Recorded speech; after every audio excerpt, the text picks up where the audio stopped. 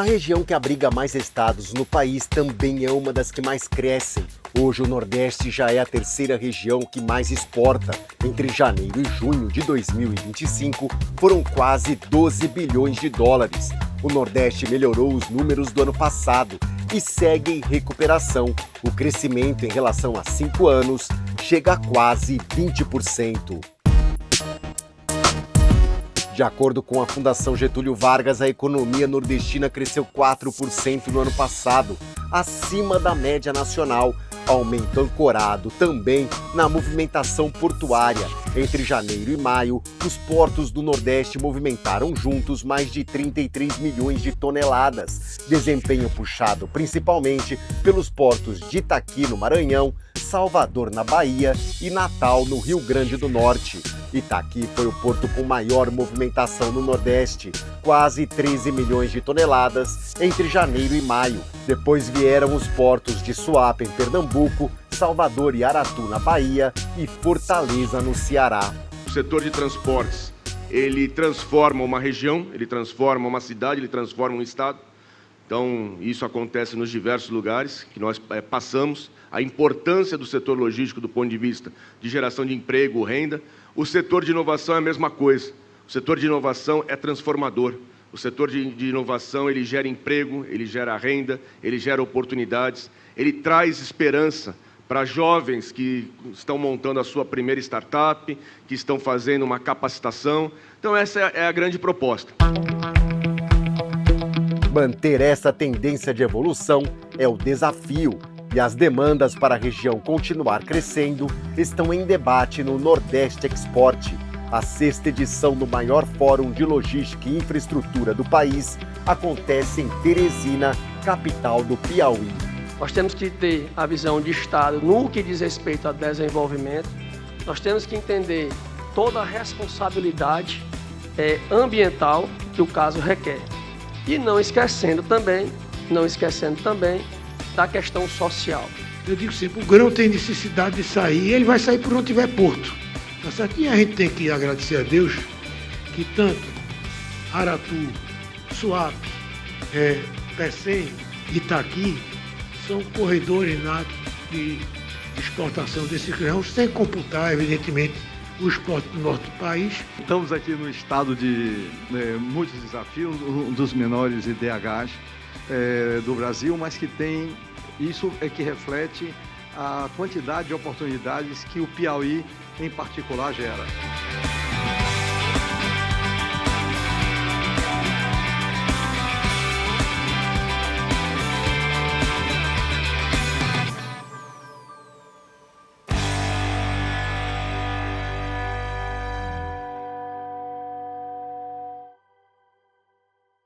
Olá, começou nesta quinta-feira o Nordeste Export. Durante 2 dias, a infraestrutura da região está em debate na capital do Piauí, Teresina. Ainda nesta edição, você acompanha outras informações sobre o fórum. E vamos falar agora sobre o assunto que movimenta o comércio exterior nos últimos dias: o tarifaço aplicado pelo presidente dos Estados Unidos, Donald Trump, contra as importações brasileiras. Ontem foi assinado o decreto. O governo norte-americano excluiu quase 700 itens da sobretaxa. O BNews 19 Horas ouviu representantes do comércio brasileiro que expressaram a opinião sobre a tarifa de 50% que passa a valer no próximo dia 6. A Confederação Nacional da Indústria mostrou preocupação. Disse que as tarifas de 50% comprometem cadeias produtivas, reduzem a produção e ameaçam empregos e investimentos. Por meio de nota, o presidente da CNI, Ricardo Alban, disse que a confirmação da aplicação da sobretaxa sobre os produtos brasileiros, ainda que com exceções, penaliza de forma significativa a indústria nacional, com impactos diretos sobre a competitividade e que não há justificativa técnica ou econômica para o aumento das tarifas. Ele afirma que não é hora de retalhar e defende a negociação como forma de convencer o governo americano que essa medida é uma relação de perde-perde para os dois países. A Associação Brasileira de Comércio Exterior acredita que faltou velocidade diplomática para o governo brasileiro. A gente não viu tentativas de criação de canais de comunicação, canais de negociação.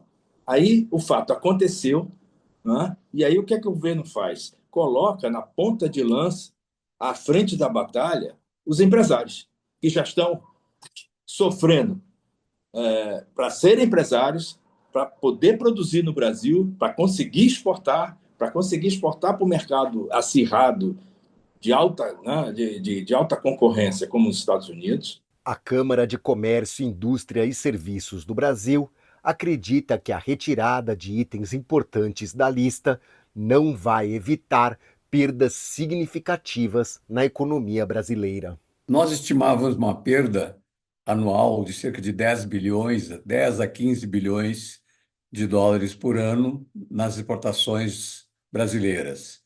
Hoje, já passamos a estimar algo em torno de 5 a 7 bilhões de perdas. Porém, não devemos esquecer que nesta lista de isenções podemos crescer e recuperar até essas perdas. Se por um lado o anúncio do governo norte-americano traz preocupações econômicas e de ordem diplomática, por outro alivia alguns setores, já que a extensa lista de produtos isentos surpreende. O decreto assinado pelo presidente Donald Trump afirma que, recentemente, membros do governo do Brasil tomaram medidas sem precedentes que prejudicam e são uma ameaça à economia dos Estados Unidos. Cita o ministro do Supremo Tribunal Federal, Alexandre de Moraes, afirmando que ele abusou de sua autoridade judicial para atingir oponentes políticos, protegendo aliados corruptos e para suprimir dissidências, muitas vezes em coordenação com outras autoridades brasileiras. Afirma ainda que autoridades brasileiras estão perseguindo o ex-presidente Jair Bolsonaro e que ele foi acusado injustamente de vários crimes relacionados ao segundo turno das eleições de 2022. Diz que o STF decidiu de forma errada julgar Bolsonaro por essas acusações que classifica como injustificadas. No mesmo decreto, traz a lista com 694 itens que ficarão fora do tarifaço. O cálculo preliminar da ANCHAM, a Câmara Americana de Comércio para o Brasil, mostra que 43% das exportações foram poupadas. Itens como suco de laranja, insumos de madeira, celulose, aço e alumínio. A ABAL, Associação Brasileira do Alumínio, afirmou que mesmo com a exclusão do item das tarifas, alerta para efeitos indiretos relevantes sobre toda a cadeia de suprimentos e entende que há risco de que os efeitos das tarifas se estendam a produtos não sobretaxados por causa dos desequilíbrios gerados em etapas distintas da cadeia. Aeronaves e peças aeronáuticas também ficaram fora. Alívio para uma das principais empresas brasileiras, a Embraer, que hoje fornece 80% dos suprimentos para a aviação regional norte-americana. A Embraer é um dos principais exportadores nacionais e os Estados Unidos o principal comprador da Embraer. Lembrando que a Embraer usa muitas partes e peças dos Estados Unidos também. Então, isso levaria a uma queda muito grande no valor das ações da Embraer, se por acaso sofresse alguma medida. O governo norte-americano retirou produtos que são sensíveis ao mercado do país. Aqueles que dificilmente seriam substituídos poderiam ser comprados facilmente em outro país. Mas a maior parte dos produtos brasileiros vai sofrer a sobretaxa de 50%.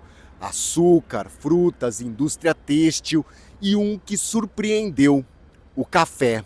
Isso porque 76% dos norte-americanos consomem a bebida e uma em cada 3 xícaras consumidas nos Estados Unidos é de café brasileiro. Reportagem publicada pelo Wall Street Journal nesta quinta-feira mostra que o Brasil produz mais café arábica do que os 5 maiores produtores mundiais juntos e que não há como substituir facilmente o café brasileiro. O Brasil hoje tem 34% de market share nos Estados Unidos.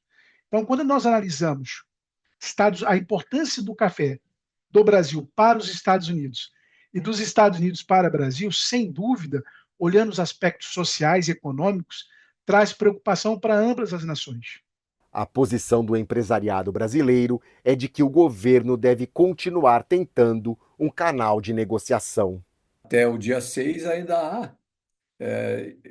Não digo que haja interesse do governo americano, mas deveria haver interesse dos nossos negociadores, sim, em tentar incluir, por exemplo, o café, o fumo, os calçados e outros itens que ainda são importantes para a nossa balança comercial. Detalhar, a gente deve deletar esse pensamento. Eu acho que tem que negociar, sim, continuar negociando à exaustão. E o ministro da Fazenda, Fernando Haddad, disse nesta quarta-feira que acredita na abertura de negociação. O ministro Fernando Haddad disse que o Brasil está longe do fim das negociações com os Estados Unidos, mas começa de um ponto mais favorável do que o esperado. Ele anunciou que o governo vai priorizar os setores mais frágeis, com linhas de crédito, como parte do plano de contingência. Vamos lançar parte do nosso plano previsto, vai ser apreciado para ser lançado nos próximos dias, de apoio à proteção à indústria brasileira, aos empregos no Brasil, ao agro também, quando for o caso, que há casos em que isso pode acontecer. Dentro do plano de contingência já havia a previsão de medidas nessa direção. Nós vamos agora calibrar justamente à luz do que foi anunciado ontem, nós vamos fazer a calibragem para que isso possa acontecer o mais rápido possível. O ministro disse que o café da manhã dos americanos vai ficar mais caro e defendeu que as medidas podem ser revertidas. A primeira coisa que eu disse quando foi anunciado o tarifaço foi, olha, vamos pagar mais caro o café da manhã, porque era suco de laranja, era café, era carne. Então, eu imaginava que alguma dessas coisas iam ser revertidas. Agora, nada do que foi decidido ontem não pode ser revisto. Entendeu? Nós vamos poder sentar e de novo, eu repito o que eu disse. Eu penso que essa semana é o começo de uma conversa mais racional, mais sóbria, menos apaixonada. Ele também criticou a desinformação sobre o sistema judicial brasileiro e disse que ataques a Moraes não ajudam. Gleisi Hoffmann, ministra das Relações Institucionais, disse que a retaliação dos Estados Unidos é absurda e recebe repúdio total do governo. Já a oposição, por outro lado, culpa Lula e fala em diplomacia ideológica. Segundo a senadora Tereza Cristina, quem vai pagar a conta são os produtores brasileiros. Haddad disse que o comércio com os Estados Unidos já foi 25% das exportações, mas hoje é apenas 12%. Para ele, o Brasil deve buscar mais integração e não confronto. Ele recebeu nesta quarta-feira uma resposta positiva da assessoria do secretário do Tesouro americano, Scott Bessent, mas a reunião ainda não tem data marcada. O Brasil tem uma economia grande que não pode ser apêndice de nenhuma outra. Nem da China, nem da União Europeia, nem dos Estados Unidos, nós temos que ter um equilíbrio. E a postura do presidente Lula, nos seus 3 mandatos, tem sido de buscar um equilíbrio no comércio. Nós estamos ampliando as nossas exportações, mas procurando equilibrar entre os vários destinos, justamente para não ter dependência de nenhuma dos blocos econômicos e poder funcionar a economia. A gente segue falando sobre o tarifaço no Giro de Notícias. O governo de São Paulo anunciou um pacote de ações para mitigar os efeitos das tarifas anunciadas pelos Estados Unidos aos produtos brasileiros. As medidas incluem a liberação de R$1,5 bilhão em créditos acumulados do ICMS por meio do programa Proativo, além da ampliação da linha de crédito destinada às empresas exportadoras paulistas, que passa de R$200 milhões para R$400 milhões. Cada empresa poderá solicitar até 120 milhões de reais, conforme os critérios estabelecidos nas normas. Os pedidos aprovados serão atendidos em 10 parcelas. O cronograma de liberação terá início em setembro. As regras serão publicadas no Diário Oficial do Estado. A ANAC, Agência Nacional de Aviação Civil, lançou nesta quarta-feira o Manual de Prevenção e Combate ao Tráfico de Pessoas na Aviação. Além de reunir fundamentos legais internacionais, o manual apresenta protocolos de observação e procedimentos a serem seguidos para identificar situações de tráfico de pessoas e exemplos práticos de atuação nos aeroportos. O material técnico é direcionado aos profissionais da aviação civil e o acesso vai ser divulgado diretamente para as empresas. O aeroporto de Congonhas, em São Paulo, vai passar a utilizar a estrutura de embarque remoto a partir da próxima quarta-feira. Essa é a primeira obra da grande reformulação no aeroporto. O local vai passar dos atuais 1.400 metros quadrados para 3.000 metros quadrados. O objetivo da obra é deixar os 10 portões de embarques mais espaçados. A lotação na sala de embarque remoto é um dos grandes gargalos do aeroporto de Congonhas. O Ministério dos Transportes entregou nesta quinta-feira o novo complexo viário de Bandefurt, em Blumenau, Santa Catarina. O investimento chegou a 44 milhões de reais. A infraestrutura foi construída na BR-470 e vai dar mais fluidez ao trânsito, com redução de congestionamentos e aumento da segurança para os motoristas. A estrutura conecta as cidades de Blumenau, Pomerode e o Vale do Itajaí ao nordeste do estado. A gente volta a falar sobre o Nordeste Export. A programação teve início nesta quinta-feira com os debates sobre inovação e tecnologia. O Inova Export abriu a programação da 6ª edição do Fórum.